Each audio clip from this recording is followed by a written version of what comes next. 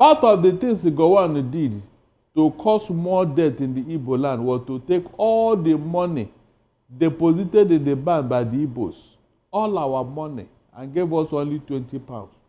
Whether you have 200,000 pounds or 200 million, or the federal government of Nigeria took it away, as long as it is owned by the Igbo man. He took them away and was using that money to fight us.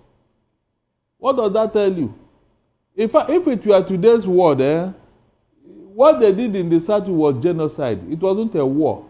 Because the Biafran soldiers were giving them hell at the battleground.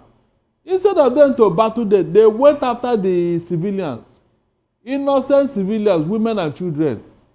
That was why the casualty was so high on Igbo land. They left the real soldiers who were fighting them in the bush because they couldn't match the Biafran soldiers. They now vent their anger on innocent Igbo civilians, women and children. That was why there was heavy casualty. In the course of a war, is that acceptable? Even though we know that they said all is fair in war.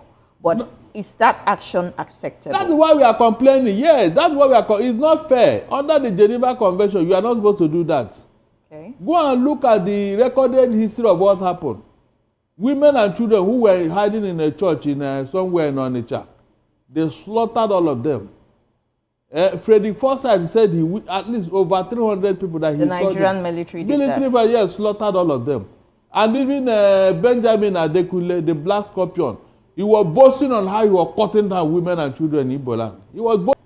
No, is that what you call a war? You are fighting armless women and children. So, Barrister, why didn't that reintegration process and re-radicalization process it's going on with terrorists in Nigeria? Yes, exactly. It's happening with Boko Haram terrorists. They are de-radicalizing them, disarming them, and reintegrating them back into the society. And we've seen in all history of wars, like Rwandan genocide, like I cited, there was that program. It took place for peace and unity to be able to reign.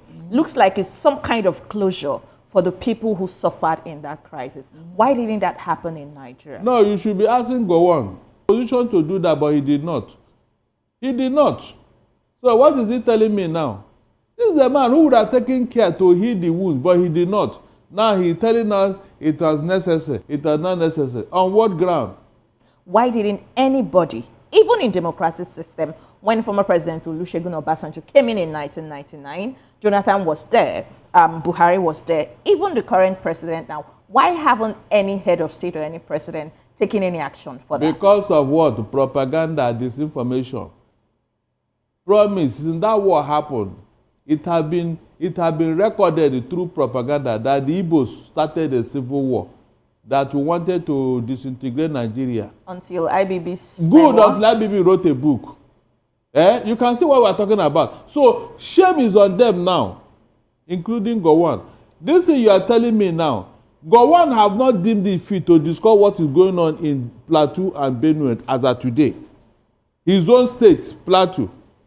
He has not told us what happened. Why are they killing them in that state now? His own perish, and you kept quiet, and you expect them to keep quiet. That was exactly what happened. Exactly what this the same modus operandi. But because these people have tolerated, either they don't have the liver to fight or whatever. Talk and about he's from Plateau State. They also say things like him not being able to speak up or say something, about it. Perhaps he's just a 91-year-old man. Before he got to this age, things were happening in this country that he never talked. That thing in Plateau, did it start today? How many years? Remember when Obasanjo imposed the state of emergency in that state? Was Gowon not around that time? He cannot talk. Let's still talk about he cannot talk. That's why God is not listening to his prayer. Shebi, he said he's praying for Nigeria. So what's the outcome of the prayer? How can God listen to a prayer of a man who pretend as if he didn't see evil? Barrister, our God is a merciful God. He listens to everybody. Yes, irrespective of people's perspective about you. But they said heaven help those who help themselves. So during the war, part of the things the Gowon did to cause more death in the Igbo land was to take all the money deposited in the bank by the Igbo'S, all our money, and gave us only 20 pounds.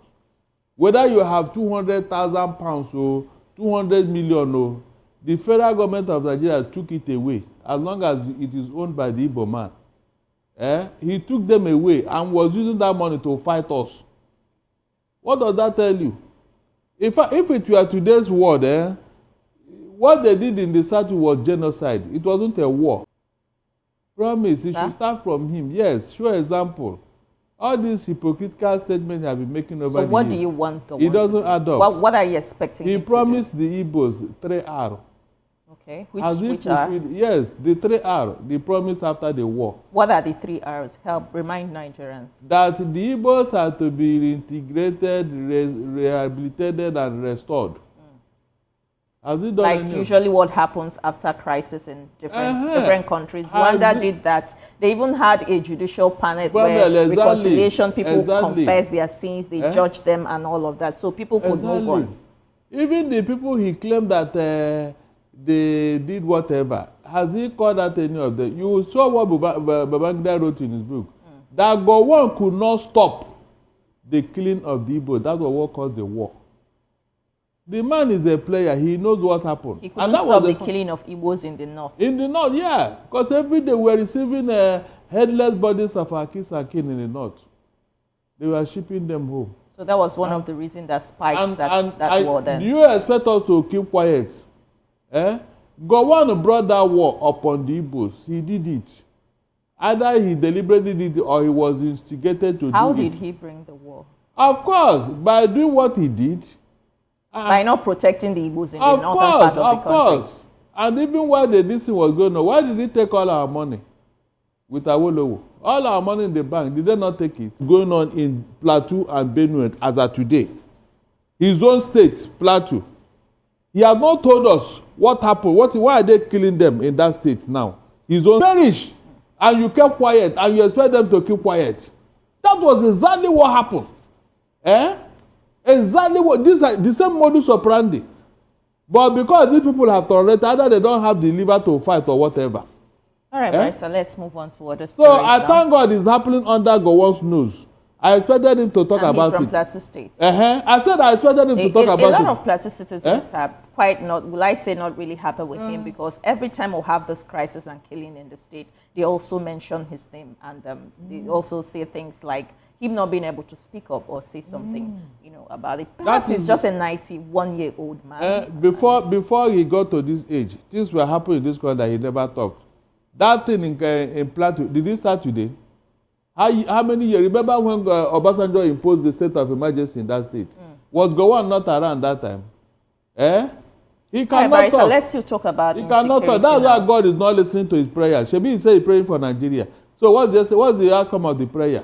How can God listen to a prayer of a man who pretend as if he didn't see evil? Barrister, our God is a merciful God. He listens to everybody. Yes, irrespective of people's perspective about you. But they said heaven help those who help themselves. So true.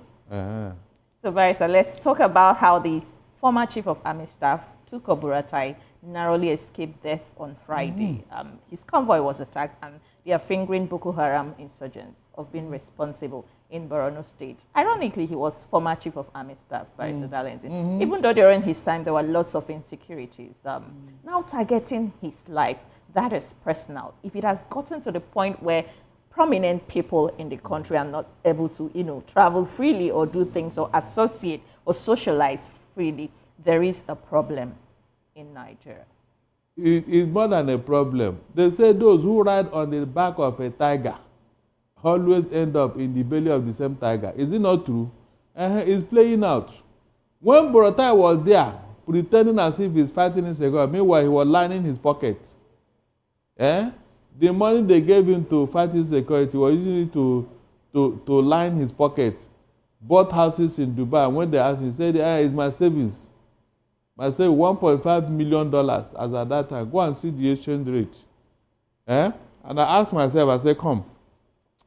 Even if Buratai starts saving money from the time he entered the army till now, and he was not touching that money, he was not using it for anything, he wouldn't have saved up to $1.5 million for him to buy that house, those houses in Dubai. And he went away. Nobody did anything. They even gave him ambassadorial position to go and become ambassador in the Republic of Benin here.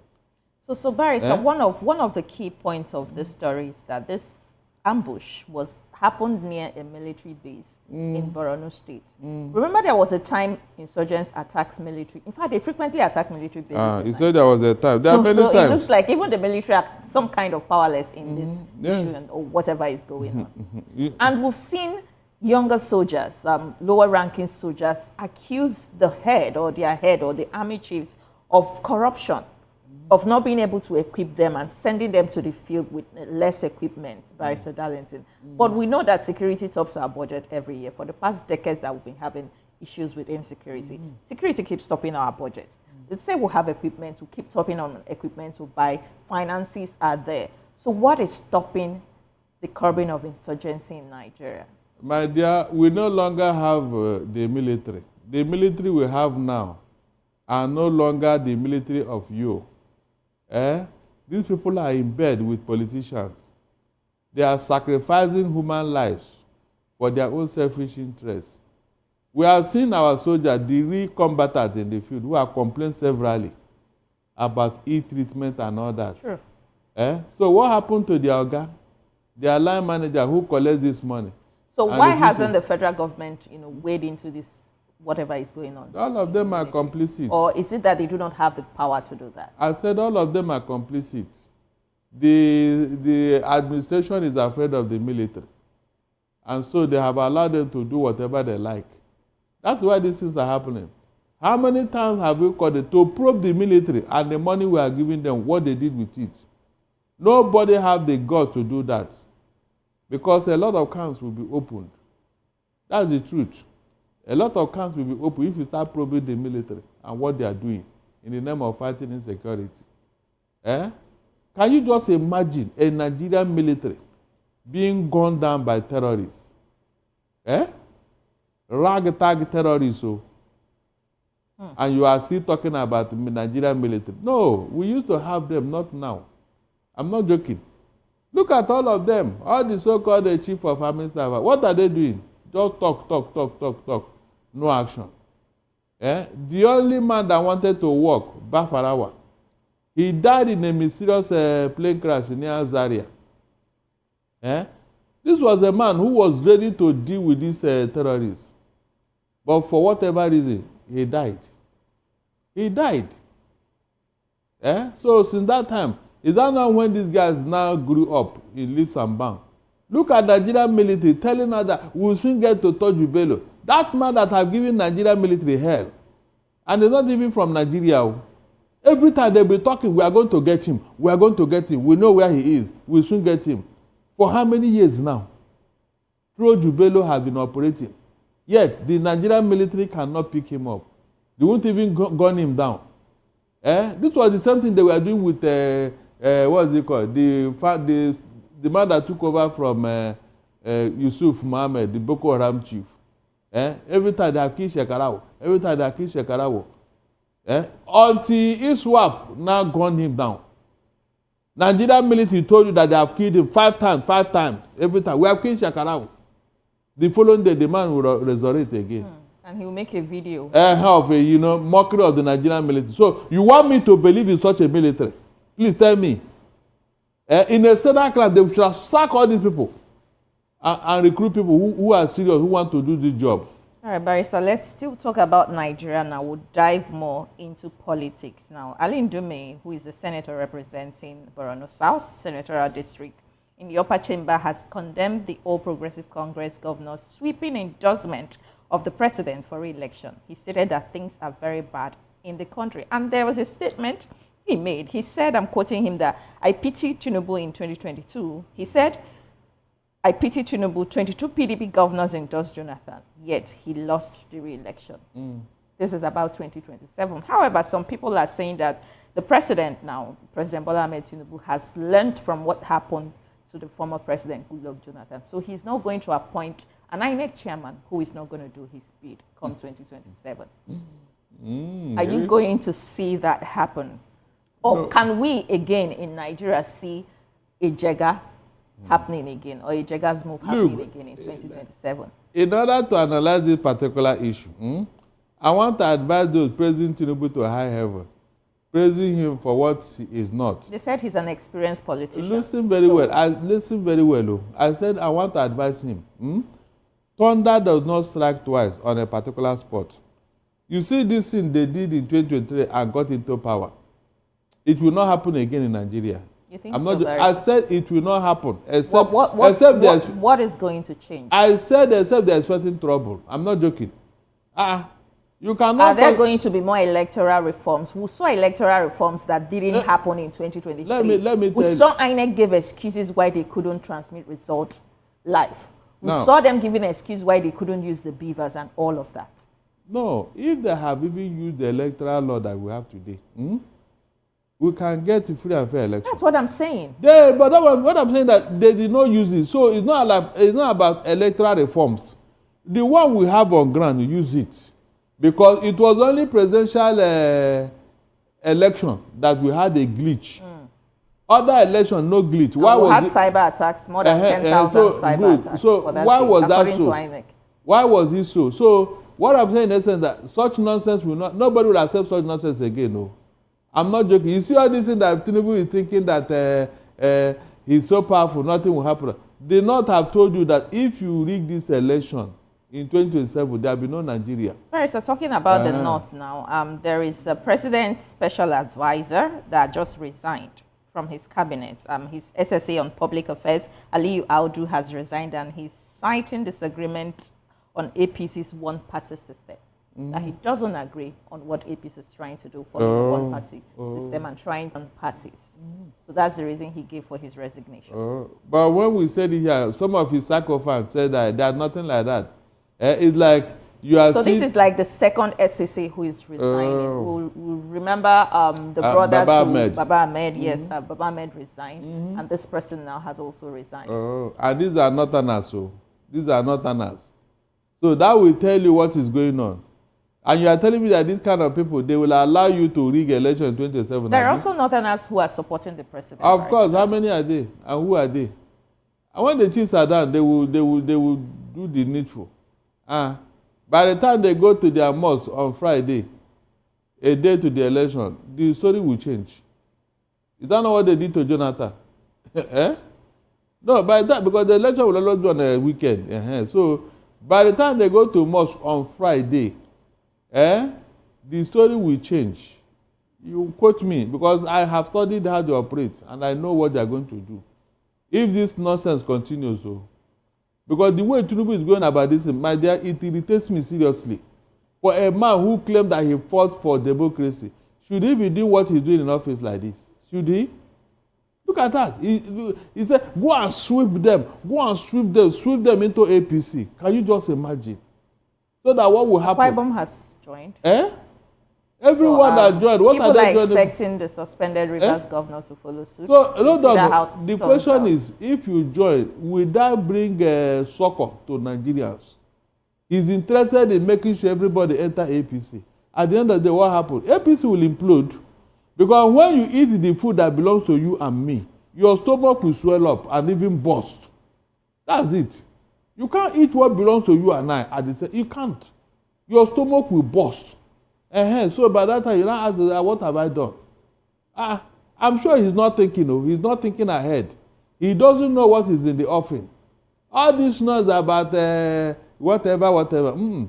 A day will come when you will be at the end of your game and you don't have any tricks to play again. But Barrister, you know that the level of credible election we'll have in Nigeria depends on who the INEC chairman is, or depends on who they are going to appoint as the INEC chairman come 2027.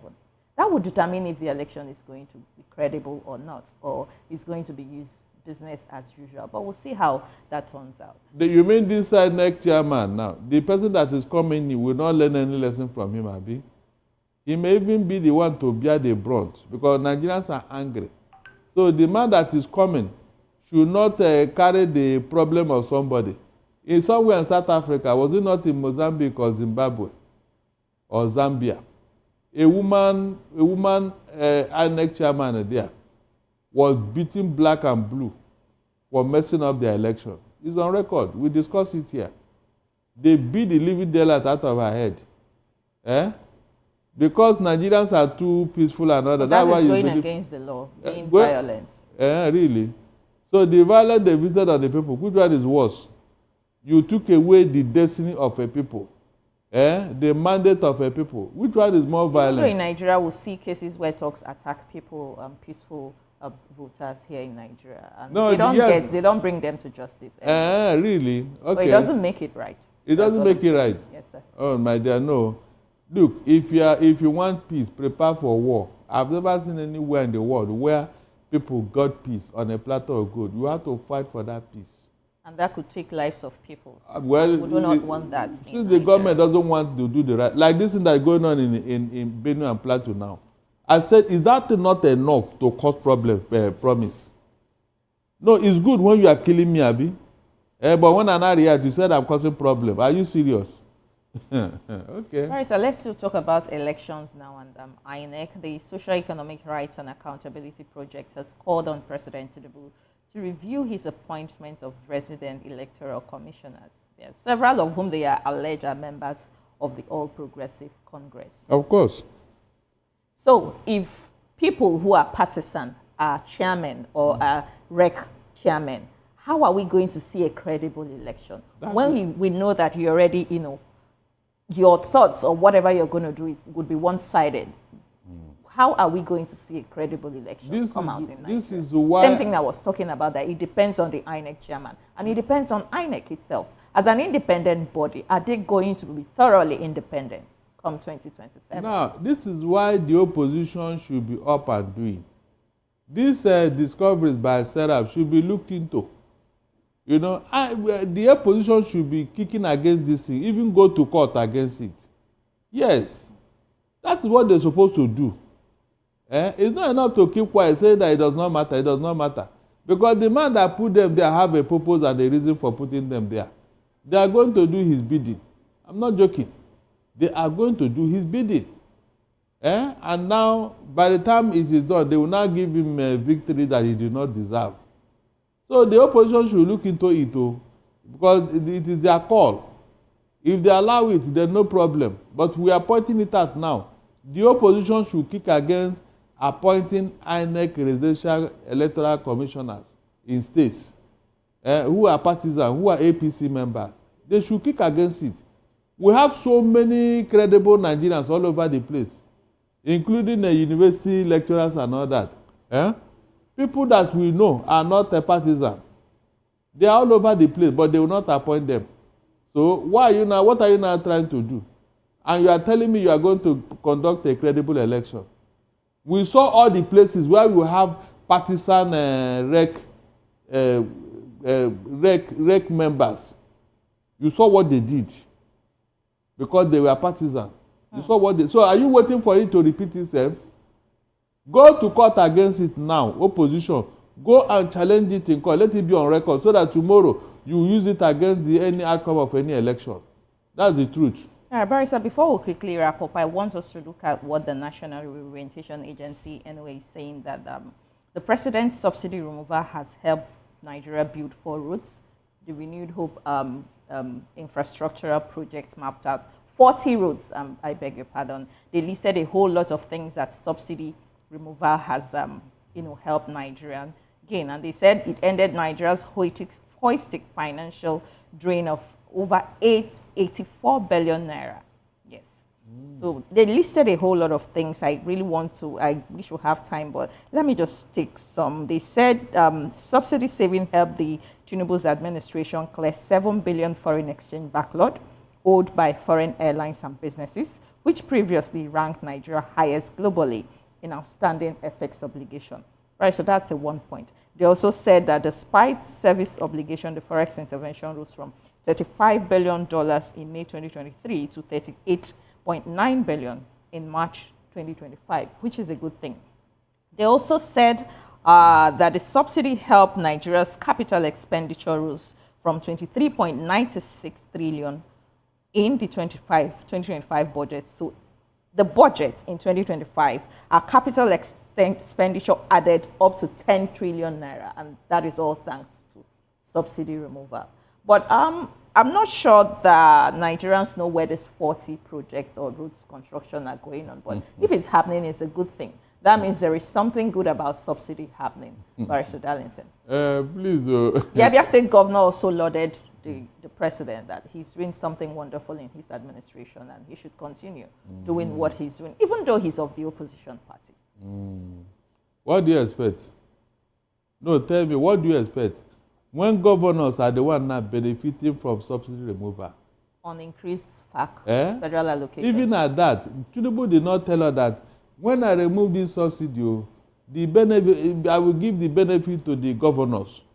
All these governors that are jumping into APC. But Barrister, he has built 40 road construction. That is a good thing for Nigeria. I mean, where are they? For 2 years. So let me hear. By the time we get to don't tell me that. Don't tell me years, that. There is nothing like that. You get to 80 road projects across the country. There is nothing like that. There is nothing to see. You're saying the National Orientation Agency is lying. What are you? Mention any of them that have told you the truth before. Mention one person among them. As long as they're under this government. I told you here, one of the criteria to be appointed as an APC whatever, is your capacity to tell lies. I mean, big lies. Are you not seeing it all over the place? No, tell me. Barrister, one of those roads is the Lagos Calabar Coastal Highway. You can imagine. They mentioned it. You can imagine. So have they finished it? Just 30 they commissioned 30 kilometers. Yeah. Even though some Nigerians have gone to supervise and they said that the part or the area commissioned isn't even up to 30 kilometers. But it's going to be, perhaps we're hoping it gets completed before the end of the president's first tenure. What are you talking about? 750 kilometers. And 30 is being commissioned. 750. Maybe another 30 will be commissioned in another year. Four presidents. That road will outlive 4 presidents of Nigeria. That road. 4 presidents cannot complete that road. 4, 7, 8 years each. They cannot complete that road. Quote me. Where will the money come from? No, tell me. They cannot. Look at how long it took Lagos-Ibadan Express Road. Lagos-Ibadan Express Road here. How long did it take the federal government to finish it? And you're talking of 750. It's complete work. That thing he did there is the much he can do just to claim glory. In case if he didn't win 2027. So Barrister, talking about this Lagos Calabar Coastal Highway, during an interview today, the 2023 presidential candidate of Labour Party, Peter Obi, has a statement to make. He said that the Lagos Calabar Coastal Highway is not of importance or just not what Nigerians need right now. He cited insecurity that if the government had concentrated more on insecurity, I'm talking about killings in Benue, Plateau, the Northwest, and all areas of the country, would have been better than building the coastal highway. You agree with his thoughts? Exactly, because it's not serving any purpose. Besides the province, I hope you know of the East-West Road. Yes. That will pass through 9 states again. Now, if you have completed that East-West Road, it will serve almost the same purpose with this Lagos Calabar Coastal Road. The East-West Road has been under construction for years. So why not finish it? But because of selfish interest of Tinubu, he wanted this coastal road that will start from in front of his house. So, sadly. In front of his house in Lagos here. That's where he started that road. Look at that.